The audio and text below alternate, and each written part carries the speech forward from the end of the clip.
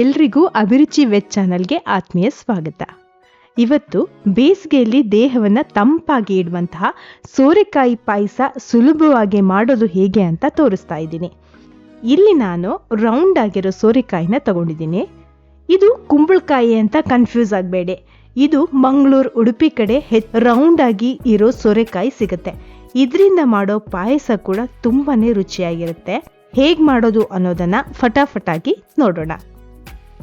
ಮೊದಲಿಗೆ ನಾನಿಲ್ಲಿ ಒಂದು ಚಿಕ್ಕ ಕಪ್ಪಲ್ಲಿ ಅಕ್ಕಿ ಹಾಕಿಟ್ಟು 1 ಗಂಟೆ ನೆನೆಸಿಟ್ಟಿದ್ದೀನಿ. ಒಂದು ಸೋರೆಕಾಯಿಯಲ್ಲಿ ಅರ್ಧ ಭಾಗ ಮಾತ್ರ ಪಾಯಸಕ್ಕೆ ಯೂಸ್ ಮಾಡ್ತಾ ಇದ್ದೀನಿ. ಇನ್ನರ್ಧ ಸೋರೆಕಾಯಿನ ಮಜ್ಜಿಗೆ ಹುಳಿ ಮಾಡ್ತಾ ಇದ್ದೀನಿ. ಅದನ್ನ ಇನ್ನೊಂದು ವಿಡಿಯೋದಲ್ಲಿ ತೋರಿಸ್ಕೊಡ್ತೀನಿ. ಸೋರೆಕಾಯಿಯನ್ನ ಈ ರೀತಿಯಾಗಿ ಸಿಪ್ಪೆ ಹಾಗೆ ತಿರುಳನ್ನ ತೆಗೆದು ಸಣ್ಣದಾಗಿ ಹೆಚ್ಚಿಟ್ಕೊಳ್ಬೇಕು.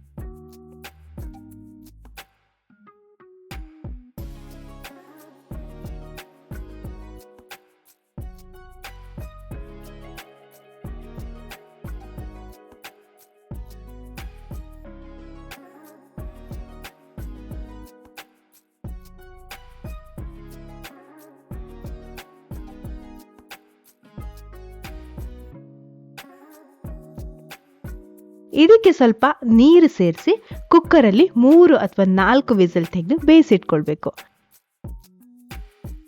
ಇಲ್ಲಿ ನೆನೆಸಿಟ್ಟುಕೊಂಡಿರೋ 1 ಕಪ್ ಅಕ್ಕಿಯನ್ನ ನುಣ್ಣಗೆ ರುಬ್ಕೊಳ್ತಾ ಇದ್ದೀನಿ. ಹಾಗೆ ಒಂದು ತೆಂಗಿನಕಾಯಿಯನ್ನ ತಗೊಂಡಿದ್ದೀನಿ. ಅದರಿಂದ ಹಾಲನ್ನ ರೆಡಿ ಮಾಡ್ಕೊಳ್ಬೇಕು.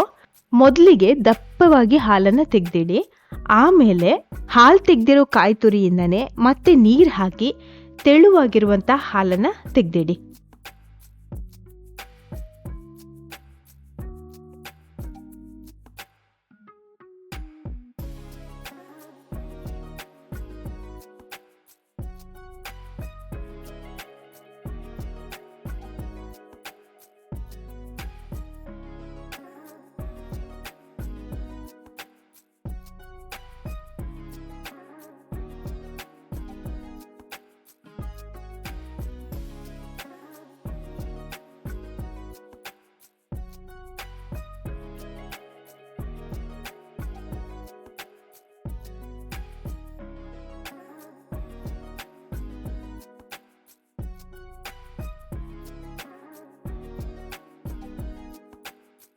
ಈಗ ಇಲ್ಲಿ ಕುಕ್ಕರಲ್ಲಿ ಬೇಯಿಸ್ಕೊಂಡಿರುವಂತಹ ಸೋರೆಕಾಯಿನ ಇನ್ನೊಂದು ಪಾತ್ರೆಗೆ ಶಿಫ್ಟ್ ಮಾಡಿ ಅರ್ಧ ಕೆಜಿಯಷ್ಟು ಬೆಲ್ಲವನ್ನು ಸೇರಿಸಿ ಚೆನ್ನಾಗಿ ಬೇಯಿಸ್ಕೊಳ್ಬೇಕು.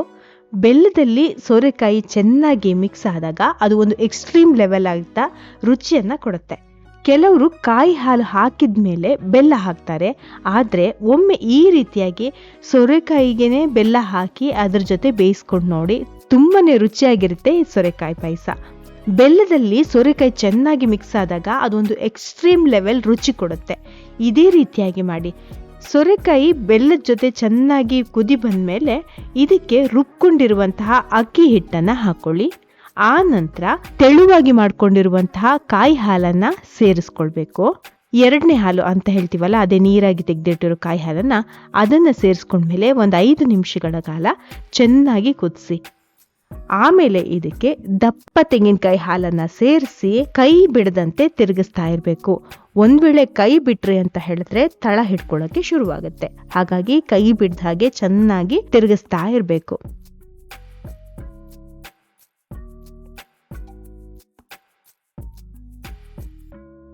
ನಂತರ ಇದಕ್ಕೆ 3ರಿಂದ 4 ಏಲಕ್ಕಿನ ಸೇರಿಸಿ ಹಾಗೆ ಸ್ವಲ್ಪ ತುಪ್ಪವನ್ನು ಸೇರಿಸಿದ್ರೆ ಸೋರೆಕಾಯಿ ಪಾಯಸ ರೆಡಿ ಆಯ್ತು. ಸುಲಭವಾಗಿ ಬೇಸಿಗೆ ಕಾಲದಲ್ಲಿ ತಂಪಾಗಿ ತಿಂತಾ ಇರಬೇಕು, ಹಾಗೆ ರುಚಿಯಾಗಿರ್ಬೇಕು ಅಂದ್ರೆ ಈ ಸೋರೆಕಾಯಿ ಪಾಯಸನ ಈಗಲೇ ಮಾಡಿ. ಹಾಗೆ ಈ ವಿಡಿಯೋ ಇಷ್ಟ ಆಯ್ತು ಅಂದ್ರೆ ಲೈಕ್ ಮಾಡಿ, ಶೇರ್ ಮಾಡಿ, ಹಾಗೆ ಸಬ್ಸ್ಕ್ರೈಬ್ ಮಾಡೋದನ್ನ ಮರಿಬೇಡಿ.